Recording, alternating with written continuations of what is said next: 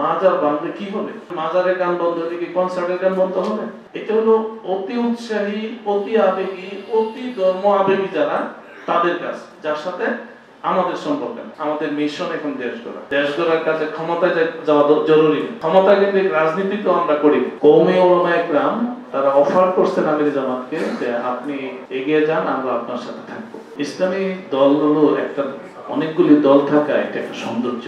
যার যার মত, তার গোল মন্ত্র এগুলো প্রকাশ করতে পারে। এখন প্রত্যেকেই তো যার যার কর্মসূচি মানুষের সামনে দিচ্ছে।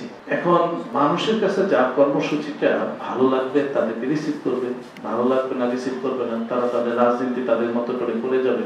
এক হওয়ার ব্যাপারটা জনপ্রত্যাশা। এই বিপ্লবোত্তর জামাত ইসলামী বাংলাদেশের বিশিষ্ট ওলামায়ে কেরাম বলতে যাদেরকে আলেম বুঝি, কওমি ঘরানা, অন্য মারকাজে, তাদেরকে নিয়ে একাধিকবার বসছে, কিন্তু সবগুলো মতকে এক করে এগিয়ে যাওয়া বাংলাদেশে কঠিন। তবে একটা আশার দিক হলো আগের চাইতে মতটা কমে আসছে। কওমি উলামায়ে কেরাম তারা অফার করছেন আমির জামাতকে যে আপনি এগিয়ে যান, আমরা আপনার সাথে থাকবো। আমির জামাতকে বলছেন যে আমি না, আমরা সবাই থাকবো। এভাবে আগের চাইতে কাছাকাছি হয়েছে।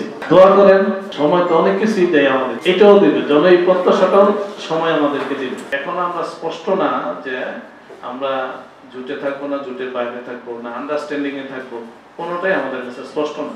আপনারাও এটা বুঝতে পারছেন। সময় একটু দেন। নির্বাচনটা কবে হয় তাও তো আমরা জানি না, কারণ যারা আছে এখন ইন্টারিম গভর্নমেন্ট, তারা কিছু রোড ম্যাপ দেয় নাই যে কবে চলে যাবে। নানান কথা শুনতেছি আপনাদের মধ্যে থেকে, 6 বছর 4 বছর, কিন্তু অনেক সময়। আমাদের মিশন এখন দেশ গড়া এবং সোশ্যাল সার্ভিসের মাধ্যমে দেশটাকে আরো কিভাবে উন্নত করা যায় সেটা আমরা করছি আলহামদুলিল্লাহ, অনেকদিন থেকে করছি এবং সেটা প্ল্যান নিয়ে আমরা করছি। দেশ গড়ার কাছে ক্ষমতায় যাওয়া জরুরি। ক্ষমতা কেন্দ্রিক রাজনীতি তো আমরা করি। আমাদের রাজনীতিটা একবারে কনভেনশনাল পলিটিক্সের বাইরে আমাদের রাজনীতি, যে কারণে আমরা জনপ্রিয় দল না, ক্ষমতা প্রত্যাশীও না, কিন্তু জনগণের ভিতরে আমাদের দিকটা আলহামদুলিল্লাহ যথেষ্ট মজবুত এবং শক্ত। কারণ সরকার আমাদেরকে বিচ্ছিন্ন করে দিয়েছে, কিন্তু জনগণ আমাদেরকে বিচ্ছিন্ন করেনি। আমাদের স্থায়ী কর্মনীতি যা আছে গঠনতন্ত্রে, সেটাকে কেন্দ্র করে আমরা আমাদের কর্মতৎপরতা চালাই এবং সেটা সবাইকে নিয়ে, সবাইকে অ্যাকোমোডেট করে। তবে আমি ব্যক্তিগতভাবে নিজে মনোনীত থেকে একটা মাজার বাংলার জন্য ডিসি সাহেবের কাছে অনুরোধ করছে, চিঠি দিছে। আমি এডিসি রেভিনিউতে বসা, তখন আমি তাদেরকে বুঝাইছি, দেখেন ভাই গান হইতে, ওরা বলতেছে গান হইতেছে। আমি বলছি গান কি কবে শুরু হয়েছে? কয়েকটা মাজারের শুরু থেকে। এতদিন তো এটার বিরুদ্ধে যান নাই। এখন মাত্র একটা সরকার বসলো, গান হইতেছে, এতদিন ধৈর্য ধারণ করছেন, হঠাৎ করে এর বিরুদ্ধে লাগতেছেন আপনারা। আমি নিজে বলছি, এডিসি রেভিনিউ অঞ্জন কুমার দাস, তিনি সাথে আমি তাকে অফ করে দিয়েছি যে ভাই ধৈর্য ধরেন, সময় দেন, আস্তে আস্তে কাজ করতে দেন, কিছুই হবে না। এগুলো আমাদের মৌলিক শোনা। মাজার বাঁধলে কি হবে?